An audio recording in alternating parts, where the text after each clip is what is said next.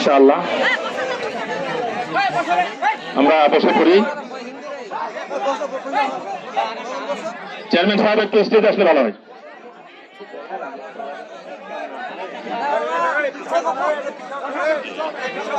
সম্মানিত উপস্থিতি, আমাদের প্রশাসনের থেকে আমাদের পুলিশ ভাইরা আসছেন, এসআই স্যার আসছেন। শুনেন, আমাদের হেফাজতুল মুসলিমিন হন নাই, জান্নাতের সুসংবাদপ্রাপ্ত সাহাবী হন নাই। এই ভাইয়েরা ভুল বুঝতে পেরেছেন, ভুল স্বীকার করেছেন।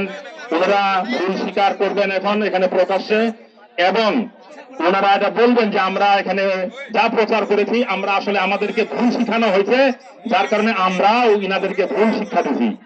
এটা তারা করবেন ইনশাআল্লাহ। রাজিকুল ইসলাম, আজিকুল, আলহামদুলিল্লাহ। এ পর্যায়ে আমাদের ছোট ভাই নীলফামারী পঞ্চগড়ে থাকে, ভাই আজিকুল ইসলাম, উনি প্রথমে কথা বলবেন, ওনার ভুল স্বীকার করবেন এবং উনি তারপরে ওনার বক্তব্য শুনেন।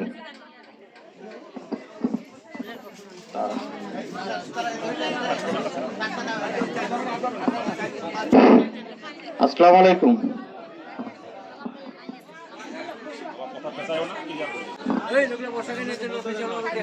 আল্লাহর নামে বলছি। আসলে আপনাদের এলাকায় আজকে আমি এসেছিলাম আর কি। তো ইতিপূর্বে এখানে যা হয়েছে তার জন্য আমরা ভুল স্বীকার করতেছি আর কি। এই জন্য আপনাদের প্রতি আহ্বান থাকবে, আপনারা আমাদের হুজুর মহোদয় যেভাবে আপনাদেরকে পরিচালনা করে আপনারা ওইভাবে পরিচালিত হবেন। যে সবার উদ্দেশ্যে এটা বলা যে আপনারা এখানে যারা আছেন সবাই, যারা আমাদের আছেন তারা আপনারা অবশ্যই ইসলামের পথে বা কোরআন হাদিসের পথে আপনারা অটল থাকবেন, এটা আপনাদের প্রতি বলা।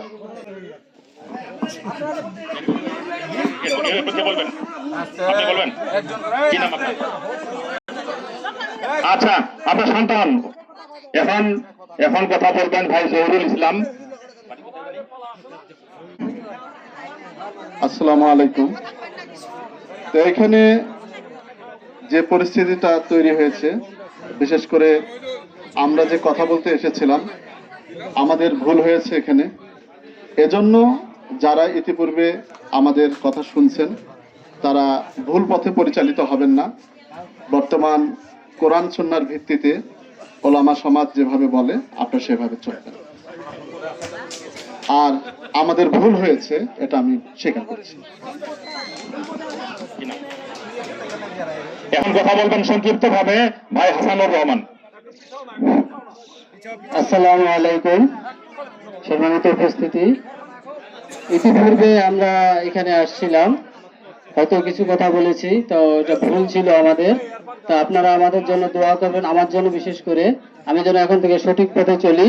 মহান আল্লাহ তাআলা যেন আমাকে সৎ পথে পরিচালিত করেন, ঈমান নিয়ে যেন কবরে যাইতে পারি, এই দোয়া করবেন। আল্লাহ ভাই, আমি মনে করছিলাম যে আমাদের দলের লোক যে মদিনা ইউনিভার্সিটি ডক্টরেট করে আসছেন মিজানুর রহমান আজহারি সাহেবের মতো, অথবা শায়েখ আমাদের আব্দুল রাজ্জাক বা শায়েখ মতিউর রহমান বা শায়েখ ইউসুফ জাহানের মতো বা আমাদের ঠাকুরগাঁও আসাদুল্লাহ খান গালিবের মতো, কিন্তু পরবর্তীতে জানতে পারলাম যে আসলে বেচারার কোরআন শরীফেও সহি শুদ্ধ নাই। যাই হোক, ভাইয়ের জন্য আমরা দোয়া করব, ভাইকে যেন আল্লাহ তাআলা, ওনাকে আমি বলছি আপনি কোনো ভালো হুজুরের কাছে কোরআনটা সহি শুদ্ধ করবেন ইনশাআল্লাহ, এবং নামাজটা যেন শুদ্ধ হয়। নামাজ ভাই 19টা কারণের মধ্যে একটা কারণ নামাজে ভুল করা। ভাইয়ের যে কোরআন তেলাওয়াত, নামাজ শুদ্ধ হচ্ছে না, ভাইয়ের কাছে অনুরোধ আপনি কোরআনটা সহি শুদ্ধ করে নামাজগুলো আদায় করবেন। ভাই আব্দুল মালিক ভাই এখন উনার ভুল স্বীকার করবেন এবং আপনাদের কাছে দোয়া চাইবেন। সবাইকে সালাম, আসসালামু আলাইকুম। আসলে আমি যাই এই জন্য, সব জায়গায় যাই জানার জন্য যাই, তাবলিগ জামাতেও গেছি, হ্যাঁ, আমি চরমনেই তো যাই, সব জায়গায় যাই আর শুনি আর কি। তো এই ভাইরা বললো আর কি, হ্যাঁ, যে আসেন কোরআন কথা করি আমরা, আমি এইভাবে করে চলে আসছি, এইভাবে আসছি।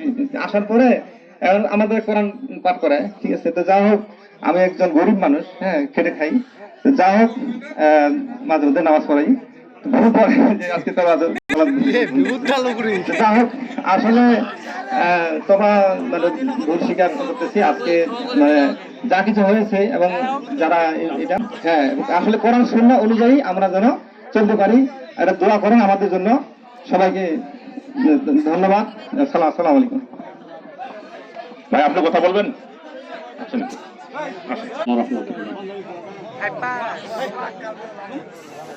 আসলে আমরা যে বিষয়টি বলতে চেয়েছিলাম সেটা আমাদের বলাটা ভুল হয়েছিল, তো আপনারা আপনাদের ক্ষমার দৃষ্টিতে